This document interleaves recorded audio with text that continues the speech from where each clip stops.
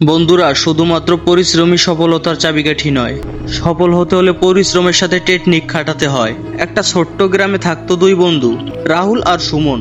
দুজনেই ছিল স্বপ্নবাজ। ছোটবেলা থেকেই তারা শুনে আসছে পরিশ্রম সফলের চাবিকাঠি। রাহুল এই কথাটাকে তার জীবনের মন্ত্র বানিয়ে ফেলেছিল। সকাল থেকে রাত পর্যন্ত সে পরিশ্রম করত, কোনো কাজ ছোট মনে করতো না, ক্লান্তি থেকে শুতেও পারতো না।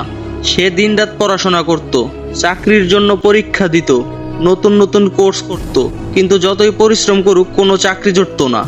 অন্যদিকে সুমনও পরিশ্রম করত, কিন্তু সে সবসময় মাথা খাটিয়ে কাজ করত।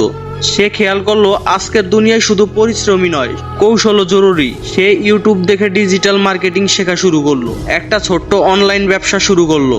প্রথমে খুব ছোট ছোট অর্ডার পেত, কিন্তু ধীরে ধীরে তার কাজের স্টাইল, মার্কেটিং টেকনিক আর কাস্টমার সার্ভিসের মান বাড়তে থাকলো। 6 মাস পর রাহুল একটা কোম্পানিতে কম বেতনে চাকরি পেল।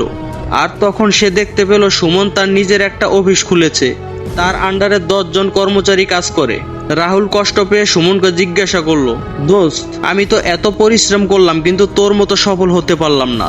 তুই তো আমার চেয়েও কম সময় কাজ করিস, আবার ইনকামও অনেক বেশি করিস, কিভাবে করলি? সুমন হেসে বলল, তুই শুধু ঘাম ঝরিয়েছিস কিন্তু মাথা খাটাস নাই। আমি পরিশ্রমও করেছি, সাথে মাথাও খাটিয়েছি। পরিশ্রম ছাড়া কিছু হয় না, এটা সত্যি, কিন্তু শুধু পরিশ্রম করলেই সব হয় না, এটাও সত্যি। টেকনিক খাটিয়ে পরিশ্রম করলেই আসে সত্যিকারের সফলতা। রাহুল এবার বুঝতে পারলো শুধু কাজ করলেই চলবে না, স্মার্ট কাজ করাও জরুরি। তাই বন্ধুরা, তোমরা পরিশ্রম করবে ঠিকই, সাথে টেকনিক খাটিয়ে।